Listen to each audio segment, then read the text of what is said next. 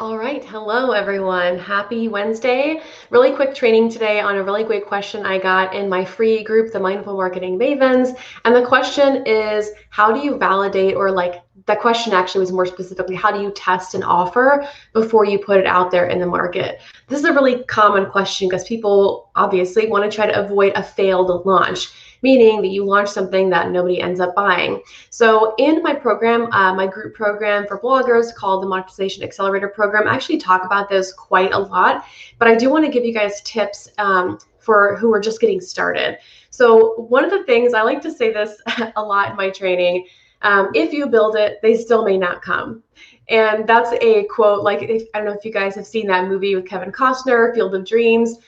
He says, like, he keeps hearing this voice in his head that says, if you build it, they will come. And then he builds a baseball field, and the greats of baseball, like the ghosts of the greats of baseball, come and play in the field. So unfortunately, that doesn't work the same way for your blogging business or your coaching business or whatever it is that you do. Just because you build something doesn't mean that people are going to buy it, be interested in it, look at it, etc. That goes for your blog and your paid offers.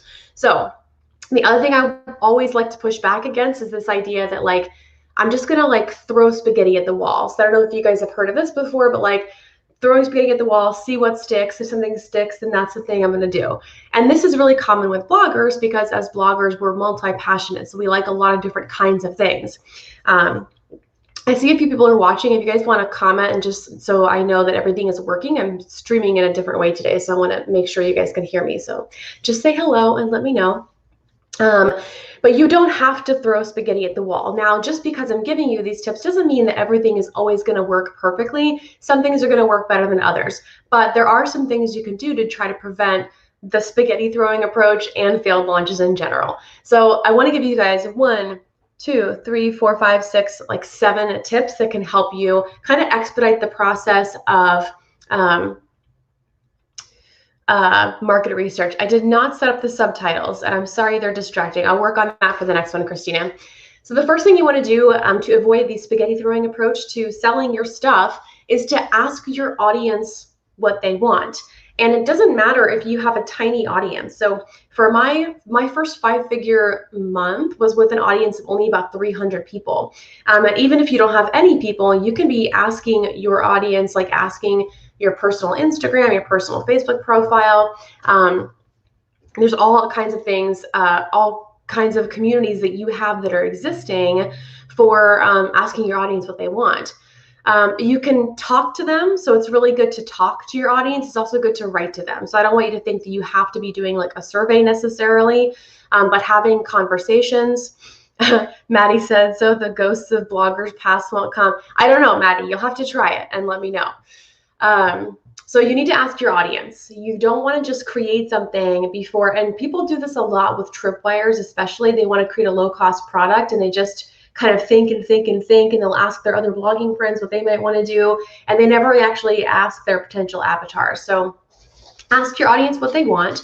You can do this by writing to them on social media. So a really good way to do this, like in Facebook groups, for example, is just to not say like, hey guys, I'm doing market research, but just ask a question.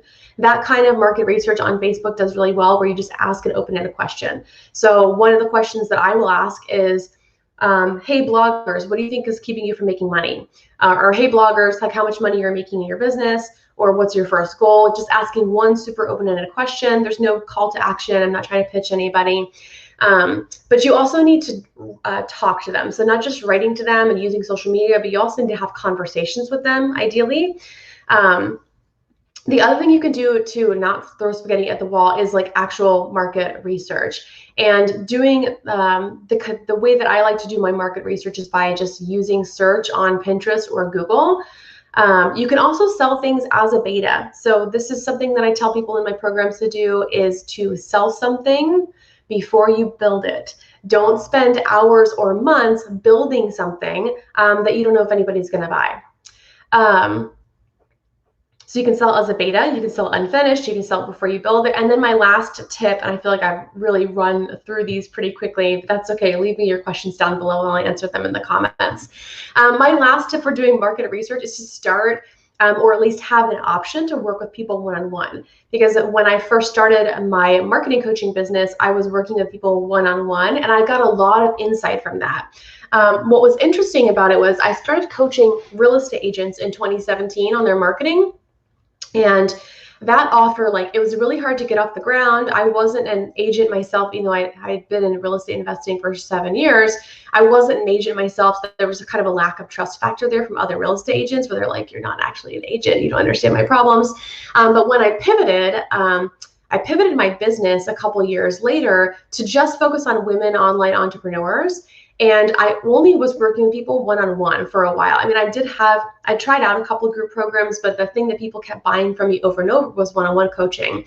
And when I was working with people one-on-one, like 8 out of 10 of my clients were bloggers. So I never set out to be a blogging coach, but it was just interesting how bloggers were attracted to my message. Then I created a group program because I really understood the sophisticated problems of content creators more specifically. So working with people one-on-one, even doing like discounted coaching session or teaching, if you're a coach, a service provider, an expert, working with people one-on-one is a really great way to get insight into what you can sell for a lower cost. So I hope this was helpful for you guys. I know it's all over the place. I'm very distracted on this new platform, and I see in the comments there's like a caption issue on Facebook. So I'm gonna check that out. Thank you guys for bearing with me. We'll have another training later this week. It will be hopefully a little smoother, and I won't be looking all over the screen. But thank you guys for watching. Leave your comments down below because I left a lot of gaps in this training, and I will talk to you all soon.